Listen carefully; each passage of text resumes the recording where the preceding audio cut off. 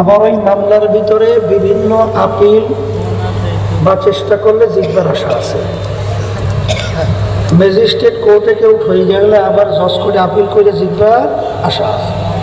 হাইকোর্টে ঠকলে supreme court single bench, সেখানে ঠকলে supreme court ফুল bench, সেখানে ঠকলে প্রেসিডেন্ট কোর্ট, সেখানে ঠকলে আন্তর্জাতিক কোর্ট। আর আখিরাতের মামলায় যদি খোদার কাছে একবার কেউ ঠইগে বসে আর দ্বিতীয়বার আপিলের কোনো সুযোগ নাই। দুনিয়া এবং আখিরাতের ব্যাপারে আল্লাহ রাসূল সাল্লাল্লাহু আলাইহি ওয়াসাল্লাম বুঝাতে যাইয়া বলছিলেন, আলী তুমি মৃত্যুকে কত দূরে মনে করো।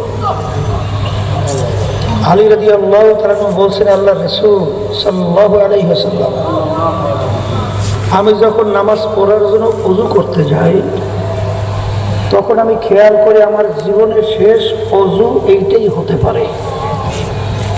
সামনে রক্তের নামাজের জন্য ওযু করার সুযোগ আর নাও পেতে পারে। আল্লাহ রাসূল সাল্লাল্লাহু আলাইহি ওয়াসাল্লাম বলছিলেন, আলী তুমি ভুল করছো। এক নামাজ থেকে অন্য নামাজ আসতে মাঝখানে অনেক সময় ব্যবধান, কিন্তু মৃত্যুতে এত দূরে না। তুমি যখন নামাজের ভিতরে ডান দিকে সালাম ফিরাও তখন তুমি খেয়াল করো বাম দিকে সালাম ফিরাতে পারি কিনা। এই হলো দুনিয়া, বলেন এই হলো দুনিয়া। আর আখিরাতের জিন্দেগি আল্লাহ রাসূল সাল্লাল্লাহু আলাইহি ওয়াসাল্লাম বুঝাতে যাইয়া বলছেন, তামাম দুনিয়া যদি একটা গোডাউন বানাও, পশ্চিম থেকে পূর্ব, উত্তর থেকে দক্ষিণ, জমিন থেকে আসমান, জমিন থেকে আসমানের দূরত্বের কোনো শেষ আছে না। আমরা যে সূর্য দেখতেছি বৈজ্ঞানিকরা আবিষ্কার করার পরে বলে এই সূর্য নাকি দুনিয়া থেকে 9,30,00,000 মাইল দূরে আছে। এরপরে তারকা, তারপরে তারকা, তারপরে তারকা, তারপরে তারকা, এত দূরে তারকা আছে যেই তারকা সৃষ্টির পর থেকে শুরু করে তার আলো জমিনের দিকে দৌড়ে আসতেছে। এখন পর্যন্ত নাকি তার আলো জমিনে এসে পৌঁছে নাই।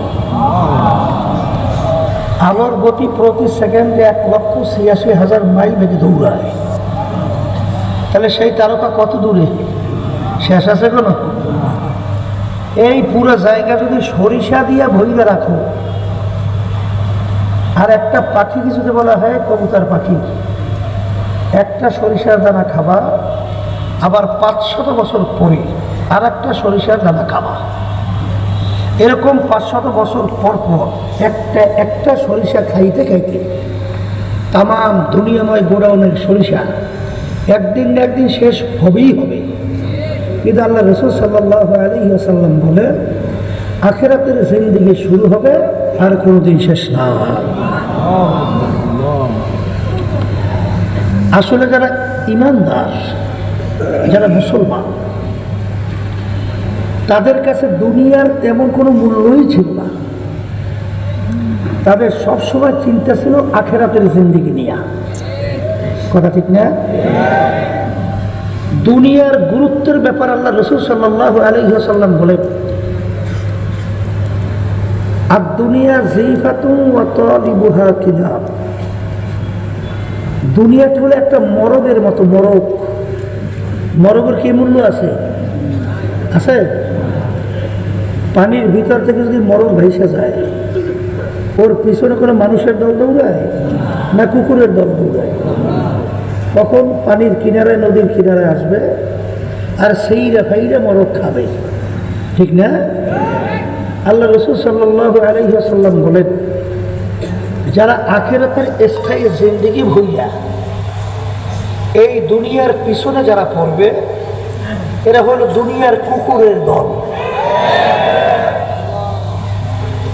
অন্য হাদিসের ভিতরে আল্লাহ রাসূল সাল্লাল্লাহু আলাইহি ওয়াসাল্লাম বলেন, দুনিয়া এবং দুনিয়ার ভিতরে যত সম্মান, যত সম্পদ, যাহা কিছু, তা বাউদাতের একটা মাছি মশার পাটনার মতো মূল্য আল্লাহর কাছে।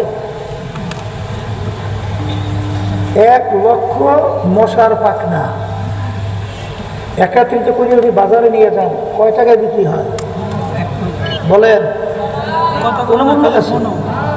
কিন্তু আল্লাহ রাব্বুল আলামিন মশা পাখির পাখনার কথা কেন বলছেন?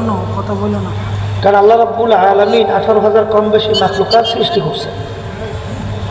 মশা মাছির তাও তো একটা তার সৃষ্টি, কথা ঠিক না? যেহেতু যে জিনিস